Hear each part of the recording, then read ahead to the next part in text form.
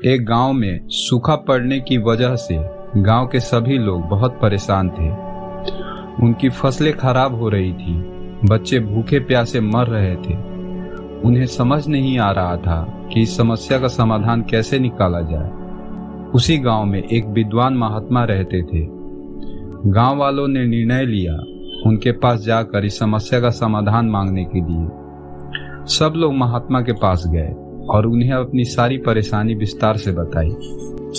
महात्मा ने कहा, आप सब मुझे एक हफ्ते का समय दीजिए, मैं आपको कुछ समाधान ढूंढ कर बताता हूँ। गांव वालों ने कहा ठीक है और महात्मा के पास से चले गए। एक हफ्ते बीत गए लेकिन साधु महात्मा कोई भी हल ढूंढ न सके और उन्होंने गांव वालों से कहा, अब तो आप सबकी मदद केवल ऊपर बैठा वो भगवान ही कर सकता है। अब सब भगवान की पूजा करने लगे, भगवान को खुश करने के लिए, और भगवान ने उन सब की सुन ली और उन्होंने गांव में अपना एक दूत भेजा।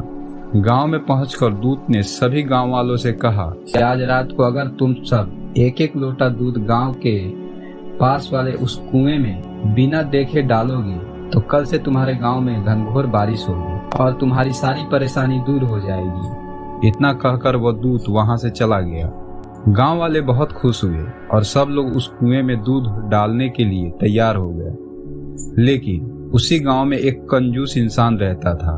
उसने सोचा कि सब लोग तो दूध डालेंगे ही, अगर मैं दूध की जगह एक लोटा पानी डाल देता हूँ तो किसको पता चलेगा। रात को कुएं में दूध डालने के बाद सारे गांव वाले सुबह उठकर बारिश होने का इंतजार करने लगे।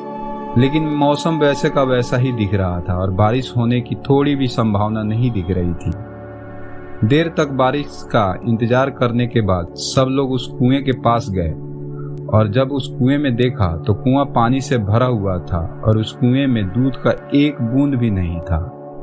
सब लोग एक दूसरे की तरफ देखने लगे और समझ गए कि बारिश अभी तक क्यों नहीं हुई, और वो इसलिए क्योंकि उस कंजूस व्यक्ति की तरह सारे गांव वालों ने भी यही सोचा था कि सब लोग तो दूध डालेंगे ही, मेरे एक लोटा पानी डाल देने से क्या फर्क पड़ने वाला है।